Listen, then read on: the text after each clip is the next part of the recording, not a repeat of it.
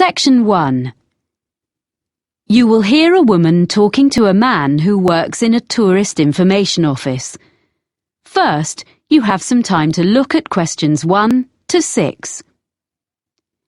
Pause the recording for 30 seconds.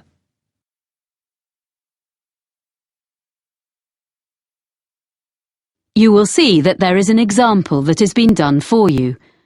On this occasion only, the conversation relating to this will be played first. Good morning. Can I help you? I hope so.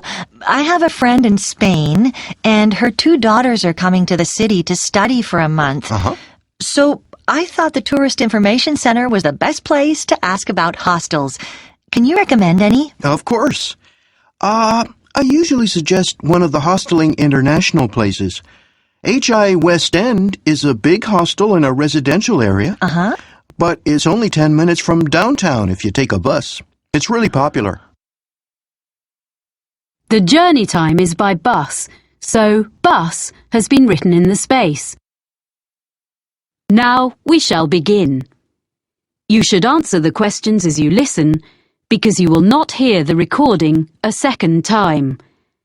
Listen carefully and answer questions 1 to 6. Good morning. Can I help you? I hope so. I have a friend in Spain, and her 2 daughters are coming to the city to study for a month. So I thought the Tourist Information Center was the best place to ask about hostels. Can you recommend any? Of course. I usually suggest one of the Hosteling International places. HI West End is a big hostel in a residential area, but it's only 10 minutes from downtown if you take a bus. It's really popular. Okay, sounds good. I need to know how much it costs. The girls want a double room to themselves. They don't want to share with other people. That makes it more expensive. The price is under $30 for a bed in a dormitory, but they'll be paying $50 a night. But if they become members of Hosteling International, the price comes down to $41 a night. Membership costs $35. Right. And membership offers them benefits too on all kinds of activities. What kind of things? Skydiving and whitewater rafting, things like that. I don't think they're interested in that kind of thing. If they become members, will they get cheaper entrance tickets to museums? Oh, yes. And also discounts on bicycle and car hire. Okay, it's probably worth it. Is the hostel very noisy? They're coming here to do some studying. I think it is quite noisy as it's a really big hostel. And if they want to use the internet, this hostel still makes a charge, unfortunately. It's $1 for 15 minutes and $3 for an hour. It might not be ideal for them. What else can you recommend? Is there anything in a quiet area? There's Elliscote Hostel. How do you spell that? ELLISCOAT.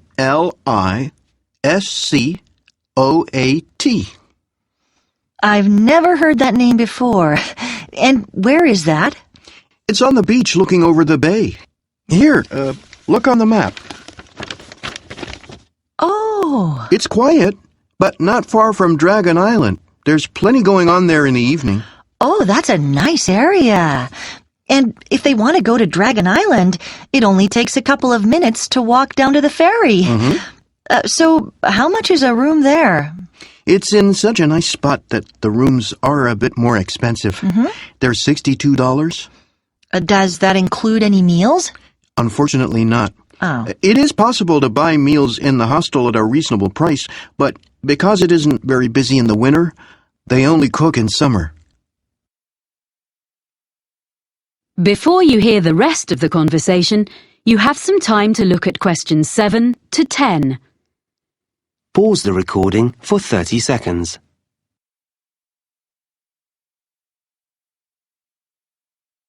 Now listen and answer questions 7 to 10. Oh, I think I know the place you mean.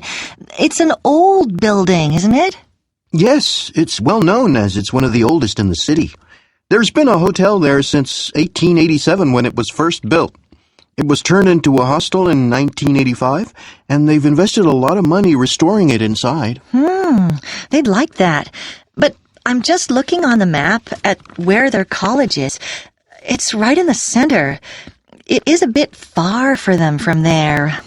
The hostel actually has scooters for hire at a very good price, so they could do that.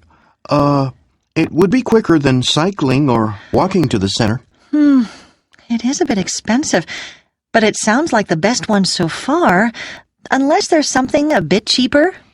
Okay, what about the backpackers hostel? That's not so expensive.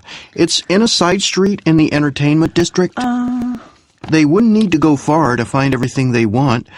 They could walk everywhere, and it's very reasonable.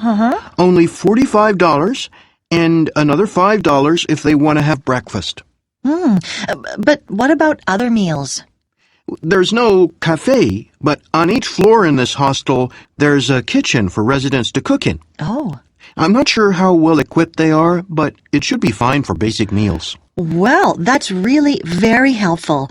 I'll pass all this information on now. Do ask your friends to ring me if they need to know anything else. I will. Thank you. That is the end of section 1. You now have half a minute to check your answers.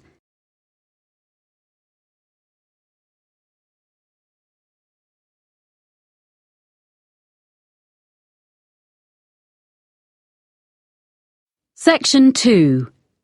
You will hear an audio guide to a public library. First, you have some time to look at questions 11 to 15. Pause the recording for 30 seconds.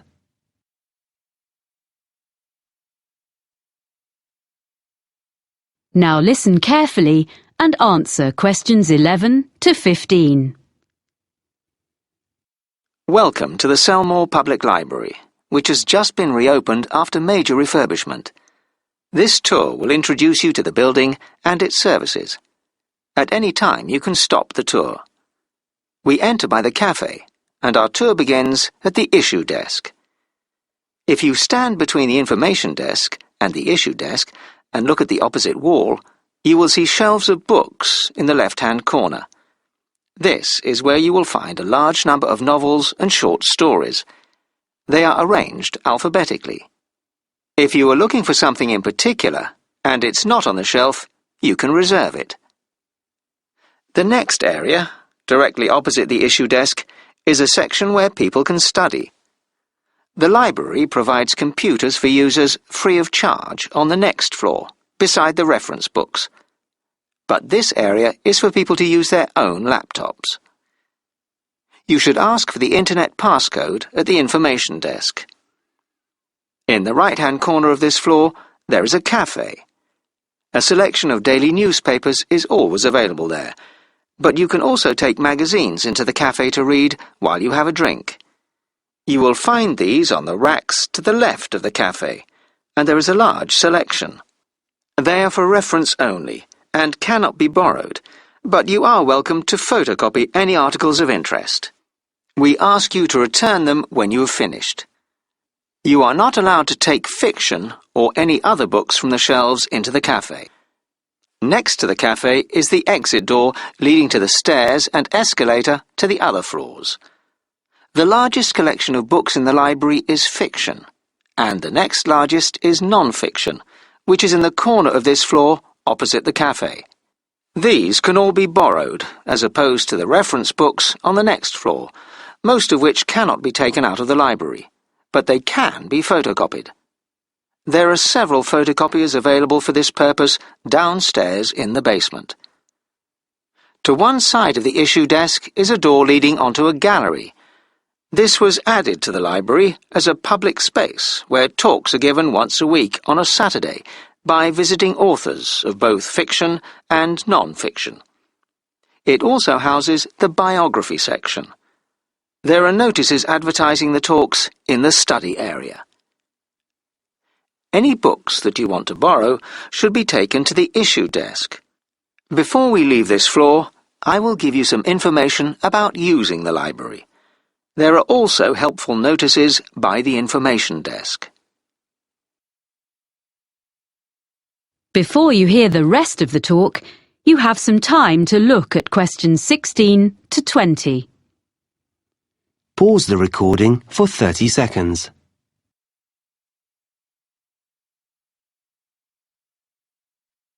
Now listen and answer questions 16 to 20. To join the library and take books out, you need a membership card. Take your passport or identity card, as well as proof of your home address, to the information desk and you will be issued with a card. After a period of 2 years, all readers are required to go to the desk with a document that has their name and current address on it, so the library can keep up-to-date records of where people are living. There's no need to show a passport again, and there is no charge for this, but any lost cards are charged at £5. If you can't find the book you want on the shelves, you can reserve it. If it's in another library in the city, we can usually get it for you within a week. If someone else has borrowed it, it can take a few weeks. Either way, we notify you by phone or email when the item is available to be picked up. We will hold it for you for 5 days. Books can be borrowed for 14 days and can be renewed for a further 2 weeks. Children's books also have a 2-week borrowing period. The same system exists for CD-ROMs and CDs, but DVDs, both children's and adults, can only be borrowed for up to 7 days. It isn't possible to renew them. Some reference books can be borrowed, but normally only for 1 day, so 24 hours. The library opening hours have been changed slightly. Instead of opening late on Wednesday evenings till 8 p.m, we will be closing at 6, as on other weekdays, but we will close at 7 instead of 5:30 on Saturdays, and, a new development, we are going to open on Sunday mornings from next month 9 to 1. We are closed on public holidays, and notices are posted in the library about these. Before you go upstairs, please note that if you're going to the exhibition area on the 3rd floor, large bags are not allowed. There are lockers beside the reference area on the 2nd floor where you can deposit them. If you need change, you can get that from the information desk on the 1st floor. Now press pause and proceed to the 2nd floor. When you reach the top of the stairs, press play. That is the end of section 2. You now have half a minute to check your answers.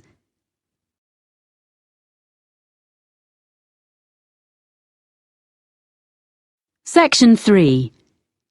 You will hear a university tutor talking to 2 students about a presentation they have made in a recent botany seminar.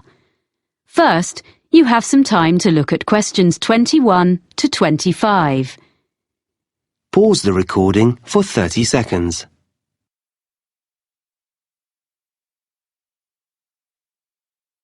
Now listen carefully and answer questions 21 to 25.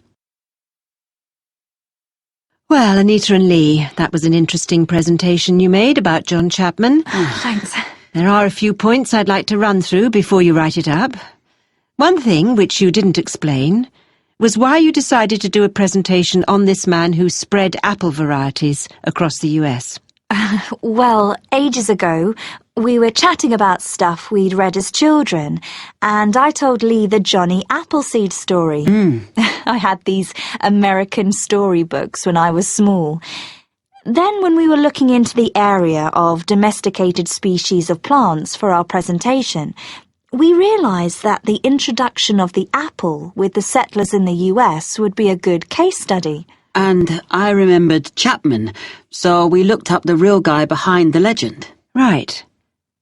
I think that would have made a good intro. I thought it was too personal. Well, just a couple of minutes would have drawn your listeners in. Anyway, now a more serious point. You didn't mention the sources of some of your information. We used some books and journal articles and did an internet search and found some good sites. We've put them on the back of the handout we gave everyone at the end.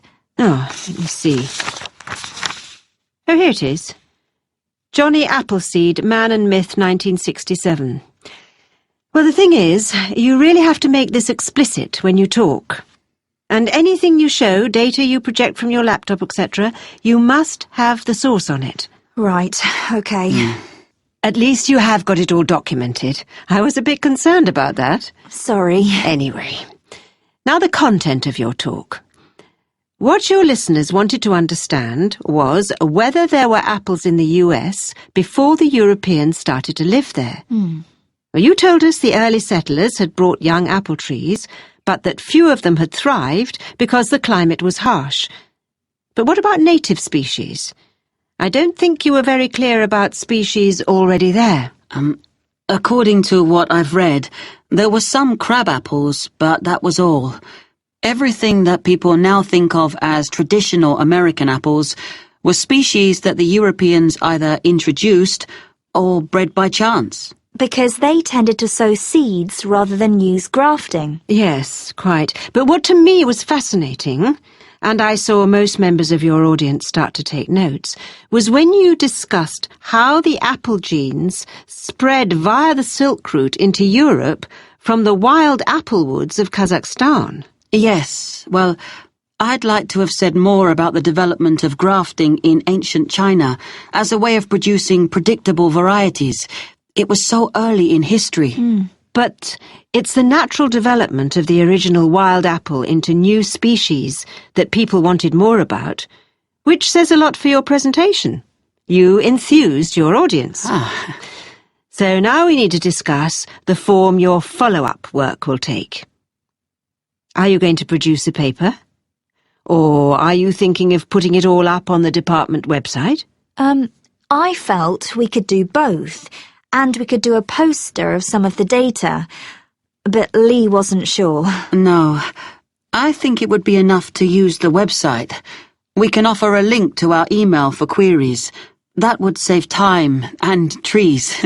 I think Lee's right. A poster would be nice, but it'd take too much time. Okay. Before you hear the rest of the conversation, you have some time to look at questions 26 to 30. Pause the recording for 30 seconds.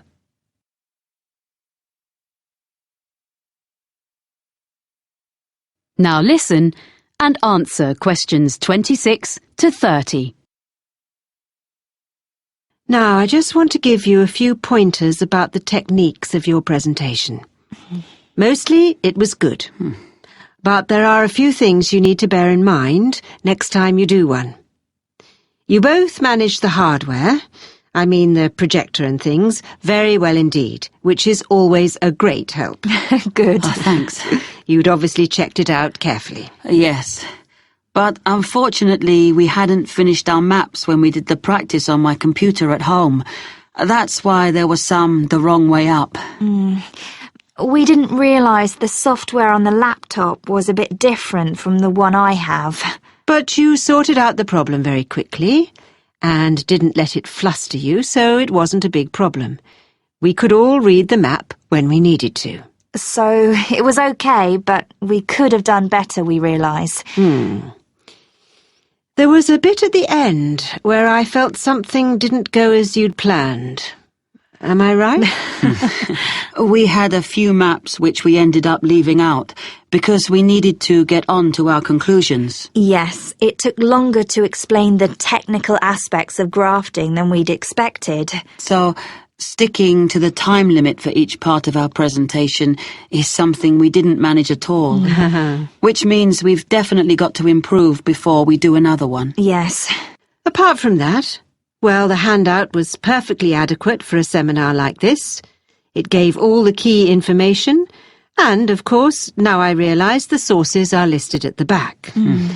But you need to do those references in the correct format, as footnotes, in future. Okay. Yes, sorry, we will. And finally, other students will be presenting projects later in the course. I shall be reminding them how well you both spoke, and that no one had any problem hearing or understanding either of you. In that respect, your talk was a model that the others can follow. Thank you. Yes, thanks very much. This feedback has been very helpful. Well done, both of you. See you in a fortnight. Bye. Yes, thanks. That is the end of section 3. You now have half a minute to check your answers.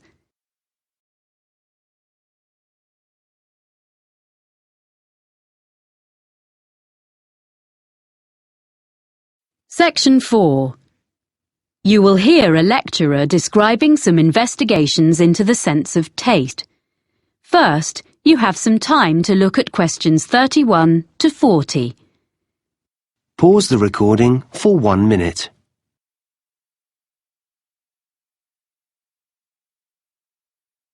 Now listen carefully and answer questions 31 to 40. This morning, I'm going to describe for you a few of the kinds of experiments that have been used to investigate the sense of taste, which is now recognised as being a far more complex and important area of neurological science than was previously believed by most people. The results of some of these experiments can be quite fun, and I shall suggest that you may want to choose one or two to try out in groups before having a go at designing a new experimental procedure of your own and trying to pinpoint the cause of your findings. The first one concerns a marketing exercise by a soft drinks company. The green colour of some cans was altered by the addition of yellow, so they were a brighter green. Then, test subjects were asked what they thought about the flavour of the drink in the new style cans, and they stated that there was more lime in the drink if it was in the ones with the new colour.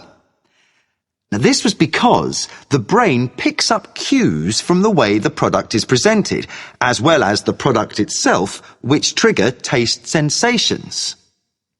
Before food was packaged, humans used colour to gauge the ripeness of fruit, for example.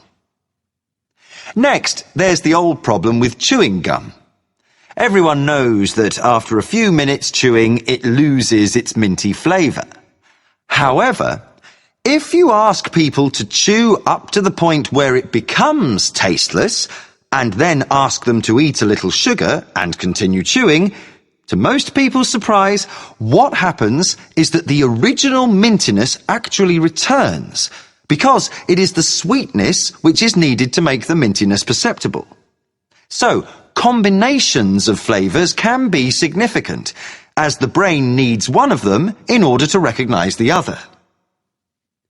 Another experiment demonstrates something we've all done. Drink half a fizzy drink straight from the fridge and then leave it at room temperature for a while. Take a sip and you may well decide you don't like it. The warm drink is too sweet to be refreshing. So, put the rest back in the fridge until it's chilled again. Now try it. Much better. Of course, the sweetness doesn't change. It is our perception, because how sweet it tastes depends on the temperature. The extent to which the drink is sweetened is less evident if the drink has been cooled. Another interesting result has been derived from experiments with sound. One of these involved eating crisps. Subjects were put into soundproof rooms and given batches of crisps to eat. As they ate, the sound of crunching which they made as they ate the crisps was played back to them. This was adjusted so that they sometimes heard the crunching as louder, or at other times more high-frequency sounds were audible in the sound feedback that accompanied their eating. Fascinatingly, if the sound level was louder or higher frequency, they reported that the crisps were actually fresher. Of course, the crisps were in fact the same every time. So, it was clear that the level and quality of what they were hearing was influencing their taste perceptions. So, we've looked briefly at colour, at complementary flavours, at temperature and sound. It seems that all the senses are working together here. But what about the sense of touch? A number of experiments have been done in this area. If you take, for instance, cheese sauce and prepare different versions, some thicker and some thinner, but without any alteration in the strength of flavour, what do you think the subjects perceive? Yep. If the sauce is thicker, they'll say the cheesy flavour is less strong. It was clear that the thing that was influencing the subject's judgment about the flavour of the sauces was the texture of each one. Now, this result is important for dietitians as well as marketing executives. Lastly, another variation on the two flavours theme. This concerns the capacity of the brain for bridging a sensory gap. The subjects in this experiment stuck out their tongues so that the testers could drip two liquids onto them simultaneously, one strawberry flavoured and one sugar flavoured. The testers then took away each flavour in turn. When the sweetness was taken away, the subjects reported they could hardly taste anything. But they continued to think they could taste strawberry even after it was taken away. So that taste gap was filled. Well, that's just a quick look at some of the examples in the current literature. The references will be in the handouts you'll get at the end of the session. Now, let's see about trying a few of them for ourselves. That is the end of section 4.